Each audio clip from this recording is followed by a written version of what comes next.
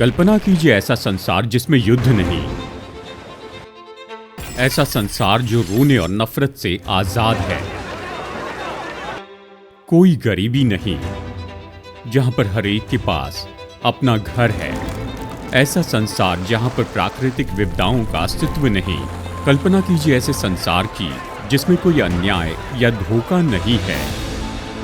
ऐसे जीवन की कल्पना कीजिए जिसमें न कोई चिंता न कोई डर है। ऐसा समय तो आ रहा है जब संसार सिद्ध एकता को जान पाएगा। एक दिन आपको मुश्किलें सहनी नहीं पड़ेगी, लेकिन आप सिद्ध शांति और आनंद का जीवन जिएंगे। और वो दिन जैसे आप सोचते हैं उससे भी पहले शुरू होगा। यही तो है मिलेनियम, आने वाला सुनहरा युग।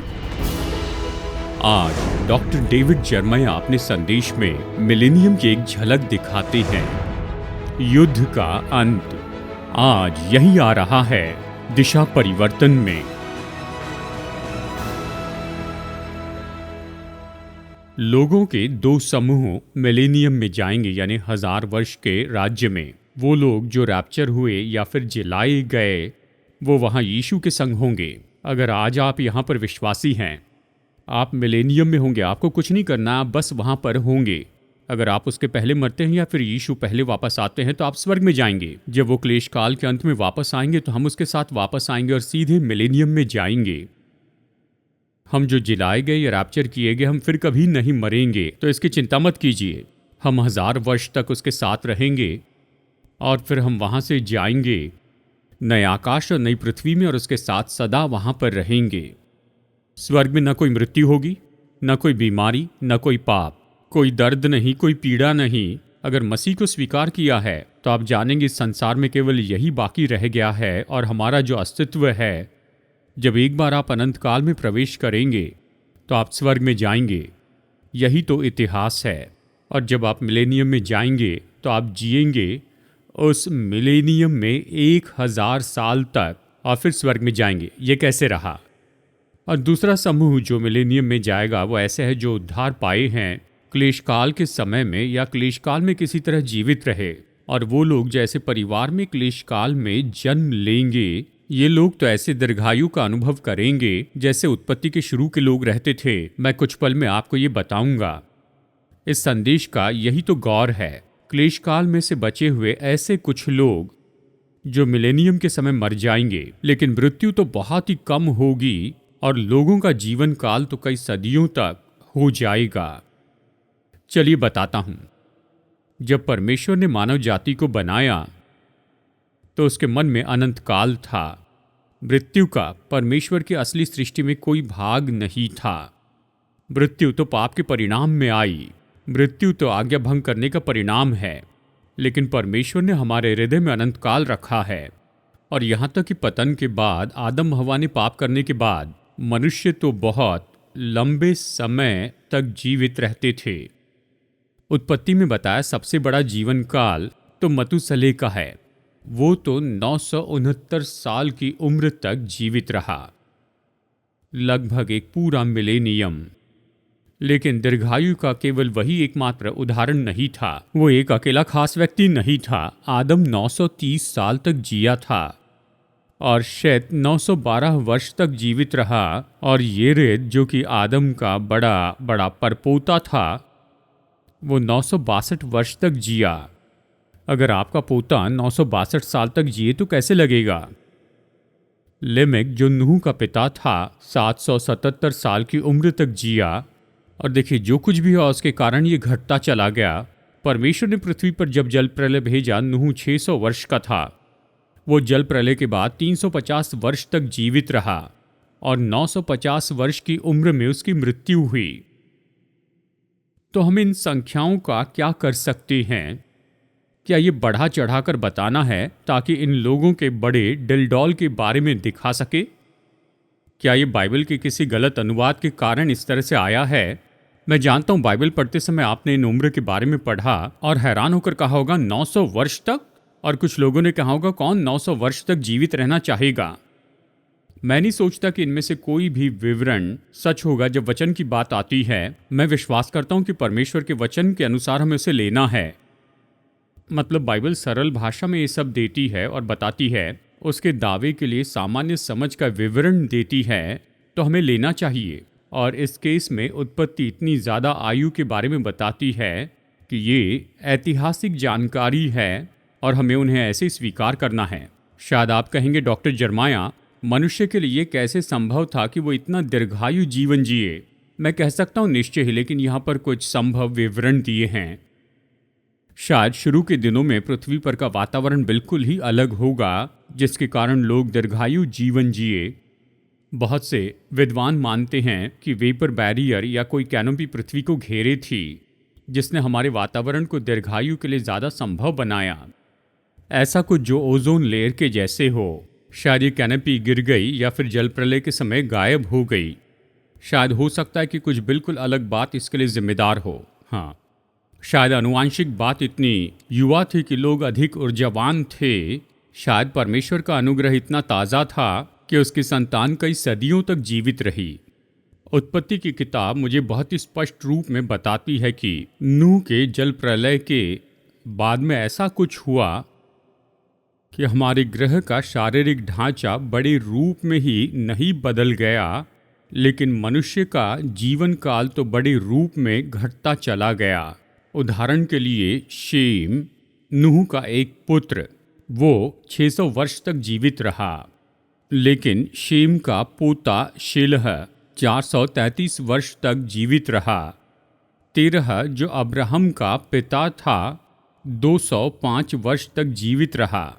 और उत्पत्ति 6:3 में परमेश्वर ने मनुष्य का जीवन काल नियुक्त किया, और ये उसका नियुक्त वाक्य है, मेरा आत्मा मनुष्यों से सदा लो विवाद न करता रहेगा, क्योंकि मनुष्य भी शरीर ही है, उसकी आयु 120 वर्ष की होगी। इस तरह से कहा।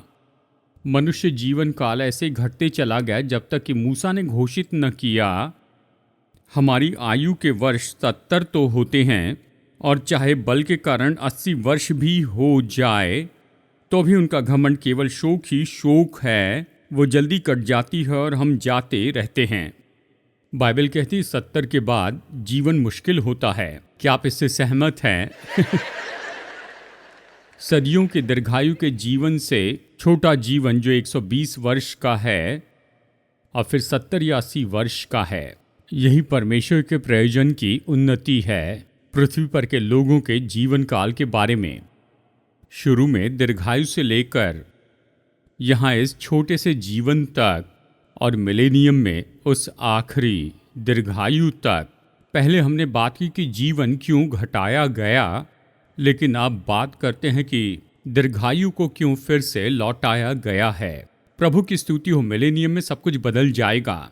और ये कारण है कि ये क्यों सत्य होगा। हमने पहले सीखा है कि शैतान तो बांधा जाएगा और पृथ्वी मनुष्य के लिए सबसे सेहतमंद ऐसे वातावरण में आ जाएगी। परमेश्वर क्लेश काल से बाहर आने वाले स्त्री और पुरुषों के जीवन काल को बढ़ाएंगे, उनसे संतान होगी और लोगों का जीवन काल फिर से बढ़ाया जाएगा, जैसे कि उत्पत्ति के समय में होता था, कि वो आने वाली भलाई का आनंद उठा सके। मसीह तो मिलेनियम के राज्य का बिल्कुल केंद्र होंगे और वो यरूशलेम में अपने पूर्वज दाऊद के सिंहासन पर राज्य करेंगे। उसका सामर्थ्य और उसका अधिकार उस पूरे राज्य में तेजोमय होगा, जो नागरिक हैं उन सभी के लाभ के लिए। आत्मिक स्तर पर इसका अर्थ है कि परमेश्वर का मेमना इस संसार में पाप और शैतान के प्रभाव को दूर कर देंगे। जो खोया उसे फिर से नया बनाएंगे और सब कुछ नया बनाएंगे जो असली श्राप के कारण ले लिया गया था, और सृष्टि के लिए उसका मकसद फिर से नया बनाया जाएगा। व्यवहारिक रूप में इसका मतलब है कि हमारी शारीरिक देह पाप के परिणामों को नहीं दर्शाती जाएगी। हम वहाँ शारीरिक समस्याओं से नहीं निपटेंगे जिनका संसार अभी सामना करता है। यशायाह 29:18। उस समय बहरे पुस्तक की बातें सुनने लगेंगे और अंधे जिन्हें अभी कुछ नहीं सूझता वे देखने लगेंगे। यशायाह 35 वचन 5 और 6। तब अंधों की आंखें खोली जाएंगी और बहरों के कान भी खोले जाएंगे। तब लंगड़ा हिरण की सी चौकड़ियाँ भरेगा और गूंगे अपनी जीभ से जय जयकार करेंगे। यिर्मयाह 30:17 कहता है, मैं तेरा इलाज करके तेरे घावों को चंगा करूँगा। मसीह के 1000 साल के राज्य के समय जी उठे संतों में बीमारी और मृत्यु का अस्तित्व नहीं होगा, और जो क्लेश काल में बच जाएंगे उनके बीच ये तो बहुत ही कम होने वाली बात होगी। तो हमने दीर्घायु को कम करना देखा है और दीर्घायु वापस देना देखा। ये दीर्घायु का छुटकारा है। 1900 के साल में अमेरिका में रहने वाले लोगों की उम्र का एवरेज था 47 साल की उम्र, और एक सदी से भी ज़्यादा समय में ये संख्या बढ़ गई और 2019 में अपनी ऊंचाई पर पहुंची, जब अमेरिका के नागरिक का जीवन काल माना जाता था वो तो 79 साल की उम्र थी। बड़ी बढ़ोतरी दिखी, लेकिन ये संख्या कोविड और कोविड के बाद में घटती गई। सन 2021 में अब जो एवरेज उम्र मानी जाती है वो तो 76 वर्ष की है। हमारे मेडिकल एक्सपर्ट्स की सबसे उत्तम कोशिश के बावजूद थोड़ा मौका तो है कि हम में से कोई भी एक और मतुसेहला बन सकता है, लेकिन ये सब मिलेनियम के समय बदल जाएगा और उस समय में मनुष्य की आयु तो बाढ़ के पहले के युग के जैसी होगी। उनका जीवन बेहतर होगा जो छुड़ाए गए और मसीह के साथ इस संसार पर राज्य करेंगे। वो तो अदन के स्तर पर वापस जाएंगे। हम एक बार फिर से अनंत काल के लिए जिएंगे। मानो इतिहास अपना चक्र पूरा करेगा।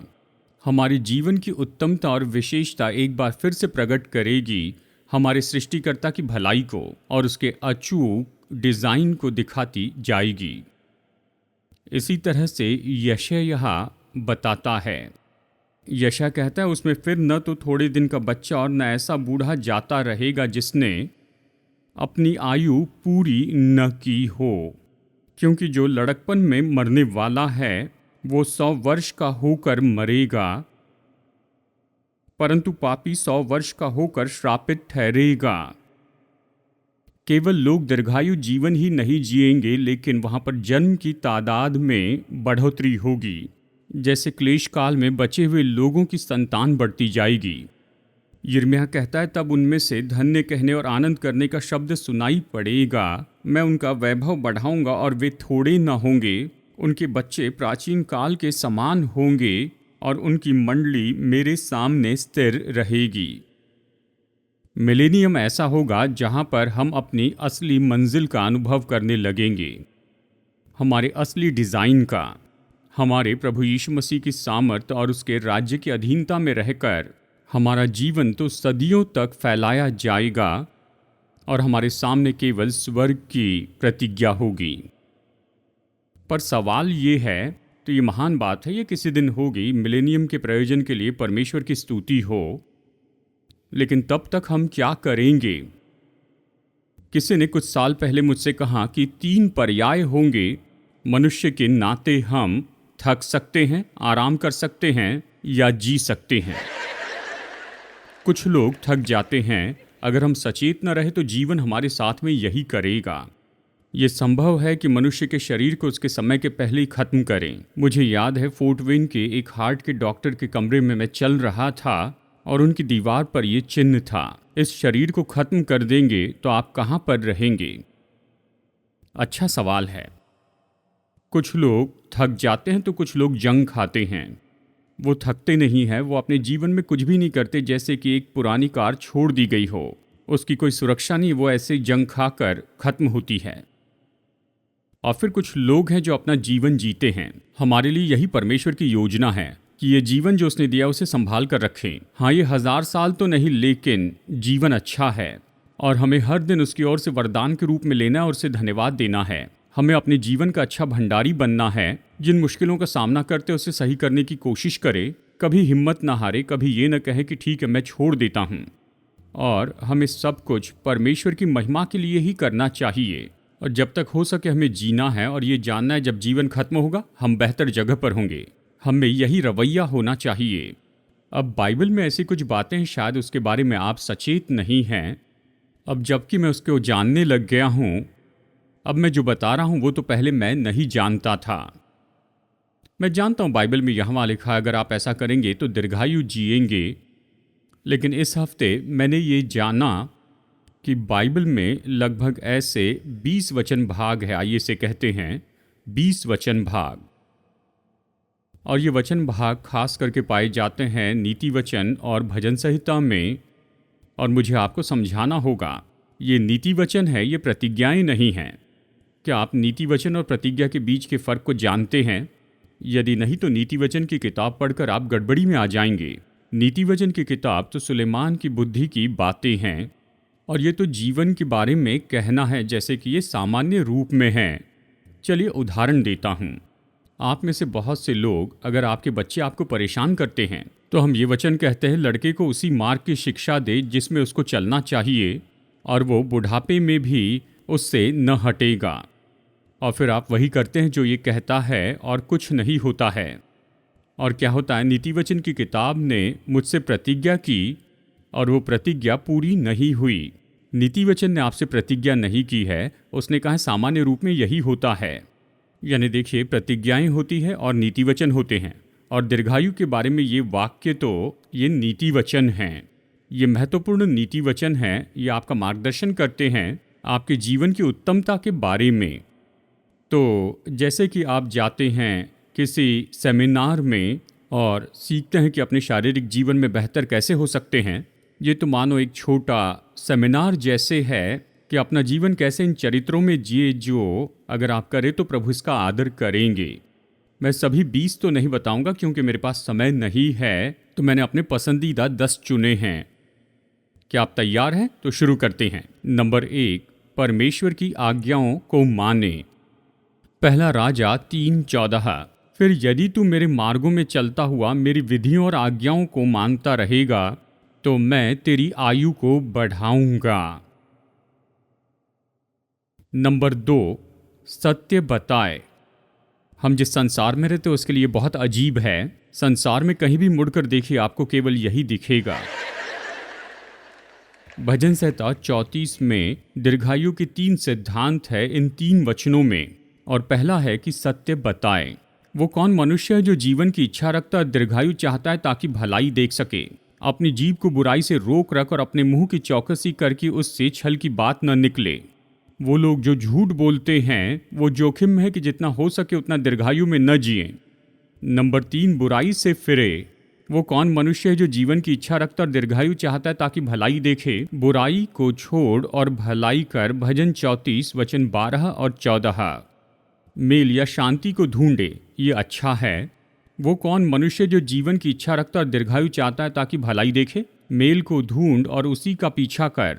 परेशानी उत्पन्न न करें पर शांति लेकर आए। मुझे ऐसा लगता है ये ऐसा नहीं जिसे चर्च में कह सके, लेकिन आपको ये चर्च में कहना होगा, शायद किसी और जगह कहने से बढ़कर यहाँ कहना होगा। परेशानी उत्पन्न न करें पर शांति लेकर आए। मैं जानता हूँ कुछ ऐसे लोग हैं जो सैकड़ों को परेशान करते रहते हैं, लेकिन वो खास होते हैं। नंबर 5, मुझे ये पसंद है, प्रभु से प्रेम रखें। भजन 91 कहता है, क्योंकि उसने मुझसे स्नेह किया है इसलिए मैं उसको छुड़ाऊंगा, मैं उसको दीर्घायु से तृप्त करूंगा। जब आप प्रभु से प्रेम करते हैं तो परमेश्वर चाहते हैं कि आप दीर्घायु जिए। क्या आप प्रभु से प्रेम करते हैं? आप कहेंगे कैसे जानूं मैं प्रभु से प्रेम करता हूं? इसका जवाब यही है कि आप उसकी सेवा करते हैं, क्योंकि उसकी सेवा करने से ही उससे प्रेम करते हैं। मैंने इसे नहीं कहा, ये तो बाइबल में है और ये तो मेरा बहुत पसंदीदा है। परमेश्वर की बुद्धि को संभाल कर रखें। नीति वचन 3:16 कहता है, उसके दाहिने हाथ में दीर्घायु और उसके बाएं हाथ में धन और महिमा है। और नीति वचन 4:10 कहता है, हे मेरे पुत्र, मेरी बातें सुनकर ग्रहण कर, तब तू बहुत वर्ष तक जीवित रहेगा। कई साल पहले मैं अपने बेटे से मिलने के लिए गया था, जो फुटबॉल खेल रहा था अपलाचियन स्टेट यूनिवर्सिटी के लिए। और जब मैं वहाँ पर था तो मेरी मुलाकात हेड कोच से हुई। उनका नाम था जेरी मोर, जो एक विश्वासी हैं मैं उनके साथ लंच करने के लिए गया तो उन्होंने एक किताब दिखाई, एक छोटी किताब, और उन्होंने कहा कि इस किताब में नीति वचन और भजन हैं। मैंने कहा क्या मैं इसे देख सकता हूँ? मैंने उसे लेकर देखा। वो पुरानी किताब थी, काफ़ी समय से थी और काफ़ी उपयोग की गई थी। और मैंने देखा कि उस किताब में एक अध्याय नीति वचन से है, तो भजन संहिता से 5 अध्याय हैं। अगर आप प्रतिदिन इस तरह से अपने डेली पोर्शन में पढ़ते जाएं तो आप भजन संहिता और नीति वचन 1 महीने में पूरा करेंगे। और उन्होंने कहा वो 12 साल से ऐसा कर रहे हैं। वो पढ़ रहे हैं भजन संहिता और नीति वचन हर महीने 12 साल से। और उस किताब में कुछ खिलाड़ियों की तस्वीरें थी जिनके लिए वो खास प्रार्थना करते थे। मैंने पूछा क्या इस किताब की कोई कॉपी मिल सकेगी? उन्होंने कहा इसकी प्रिंटिंग बंद हो गई। मैंने पाया कि उसके पब्लिशर थे टिंडल हाउस, और मैं उनसे मिलने गया और उनसे कहा कि आप इसे फिर से प्रिंट कर सकते हैं, और वो सहमत भी हुए। और ये लिविंग ट्रांसलेशन में प्रिंट की गई और उसमें हमने अपना वर्जन बनाया लेदर कवर के साथ। नाम रखा द फोकस्ड लाइफ। कुछ साल पहले मैंने इसे उपलब्ध कराया। दिशा परिवर्तन में अभी भी उपलब्ध है, और जानकारी चाहिए तो आप हमें फ़ोन कर सकते या ईमेल कर सकते हैं। आप ये किताब लीजिए और इसका उपयोग करें जहाँ भी आप चाहते हैं, या आपकी जेब में आ सकती है, पर्स में आ सकती है। प्रतिदिन आप कैलेंडर में हर एक दिन देखिए, कहिए 4 तारीख है तो 4 में आने वाला सब कुछ पढ़िए। जब ऐसा करेंगे तो नीति वचन का पूरा अध्याय पढ़िए और 5 अध्याय भजन से पढ़िए। और जिस दिन आपको भजन संहिता 119 पढ़ने की बारी आएगी तो आधे दिन की छुट्टी लीजिए, तभी इसे पढ़ पाएंगे। पर बताऊं मैंने क्या सीखा है। ये भजन आपको परमेश्वर से जोड़े रखते हैं। स्तुति और आराधना में नीति वचन आपकी मदद करता है लोगों से व्यवहार करने में। अगर आप हर दिन भजन संहिता और नीति वचन पढ़ते चले जाए हर एक महीने, तो आपको बुद्धि सिखाई जा रही है। और बाइबल कहती है परमेश्वर की बुद्धि को अगर आप खजाने जैसे रखें तो आपके जीवन के दिन तो बहुत होंगे। ये कितना अद्भुत सत्य है। नंबर 7 कहता है परमेश्वर का भय माने, यहोवा का भय मानने से आयु बढ़ती है। मैं जानता हूँ बहुत से लोग इस प्रतिज्ञा की मुख्य बात को निकाल कर इस तरह कहते हैं, परमेश्वर का भय मानना यानी परमेश्वर से डरना नहीं है, लेकिन ये परमेश्वर के लिए श्रद्धा रखना है। और ये सच है। इसका ये भी अर्थ है कि परमेश्वर से डरते जाएं। आपके जीवन में ऐसा कोई तो होगा जिससे आप अपने जीवन में डरते आए हैं एक अच्छी तरह से, और परमेश्वर चाहते हैं कि हम उसका भय मानें और श्रद्धा रखें और आराधना करें, और साथ ही ये जान ले कि उससे कोई खिलवाड़ न करें। क्या मैं इस तरह कह सकता हूँ? आप उससे खिलवाड़ मत कीजिए। नंबर 8, ये तो हम सब के लिए बहुत ही मुश्किल होगा और हम इसे अपनी लिस्ट में सबसे नीचे रखना चाहेंगे। जीभ पर नियंत्रण करना। जो अपने मुंह की चौकसी करता है वो अपने प्राण की रक्षा करता है। अपना मुंह खोलने से सब बर्बाद हो सकता है। वचन यही तो कहता है, क्या ये सच नहीं है? अगर जीभ पर नियंत्रण करे तो आप दीर्घायु जीवन जिएंगे, और गलत तरह से अपना मुंह खोले तो ये सब बर्बाद करेगा। सच्ची नम्रता बनाए रखें। नीति वचन 22:4। नम्रता और यहोवा का भय मानने का फल धन, महिमा और जीवन होता है। अब नम्रता तो बहुत ही गलत समझी गई बात है। मैं इस पर बात करने से डरता हूँ। आप जानते ये क्या और सोचते हैं क्या सच में मैं इसमें हूँ? जब आप नम्रता के बारे में कहते हैं, लोगों को बताना चाहते हैं, तो आप अपनी नम्रता खो बैठते हैं। आप उसके जैसे होते हैं जिसने किताब लिखी दुनिया के 10 सबसे नम्र व्यक्ति, और मैंने बाकी 9 को कैसे खोज निकाला। आप ये नहीं चाहते हैं।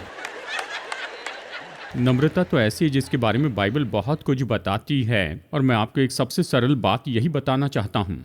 नम्रता तो अपने आप को कम सोचना नहीं है, ये तो अपने बारे में कम सोचते जाना है। इन 2 बातों के बीच में बहुत बड़ा फर्क है। नंबर 10, अपने माता पिता का आदर करें। ये लिस्ट में सबसे विख्यात है और इसे मैं आखिरी के लिए रखा था। अपनी माता और पिता का आदर कर, ये पहली आज्ञा है जिसके साथ प्रतिज्ञा भी है कि तेरा भला हो और तू धरती पर बहुत दिन जीवित रहे।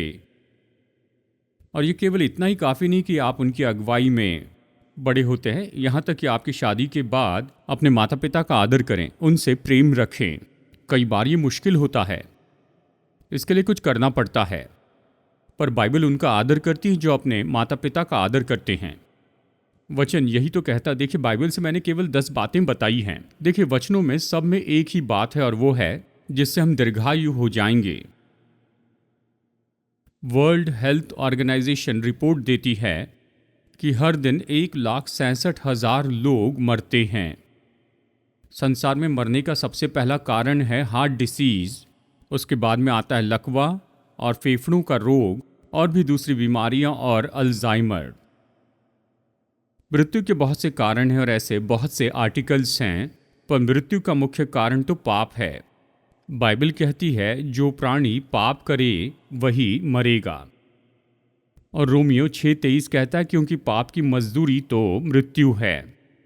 केवल वो महान परमेश्वर ही हमें आत्मा, प्राण और शरीर के लिए अनंत जीवन दे सकते हैं। और आप नहीं जान सकते हैं मिलेनियम की आशीषों को जब तक कि अपने पापों से न निपट ले। जिस तरह से आप अनंत काल के व्यक्ति हो सकते हैं कि यीशु को अपने हृदय में आने के लिए कहें, अपने पापों की क्षमा मांगे और उससे कहें कि मैं विश्वासी होना चाहता हूँ। जब आप विश्वासी हो जाते हैं तो आप विश्वासी होने के सारे लाभ प्राप्त करते हैं। ये सब जिस पर आज हमने चर्चा की है और इन सब के ऊपर में स्वर्ग पाएंगे। तो आपके लिए मेरा अंतिम सवाल ये है कि क्या आप विश्वासी हैं? मेरा ये अर्थ नहीं कि आप मसीह चर्च में जाते हैं, मसीह परिवार में पले बढ़े हैं, पर क्या आप विश्वासी हैं? यदि नहीं तो क्यों नहीं? आप सरल प्रार्थना करके एक विश्वासी बन सकते हैं और यीशु मसीह से विनती कर सकते हैं कि आकर आपके हृदय में रहें और इसे कहिए अपने दिल से, अपने दिल की गहराई से, अपनी आत्मा में ठान ले कि आप अब से आगे उसी के लिए जीवन जिएंगे। आज जो सिखाया उसके अनुसार आप काम करेंगे और सीखेंगे कि मसीह जीवन किस तरह का होता है। मैं आपको बताना चाहता हूं, अगर आप विश्वासी नहीं हैं तो आज ही आप विश्वासी बनिए। यह आपकी यात्रा की शुरुआत हो सकती है मिलेनियम के लिए। यह आज से शुरू होती है। सुनहरा युग तो बहुत ही जल्दी आने वाला है, लेकिन यह अभी से शुरू होता है जब आप यीशु को ग्रहण करते हैं।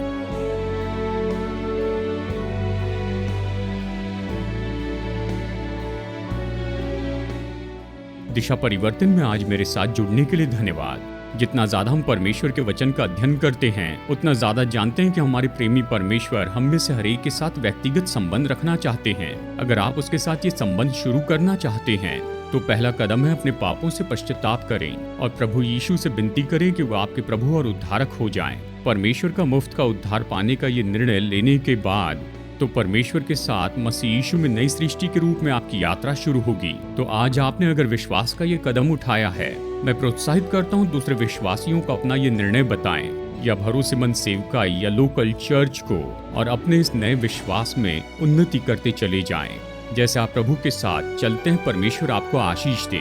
और मैं अगली बार आपसे मुलाकात करने की आशा करता हूँ यहीं पर दिशा परिवर्तन में।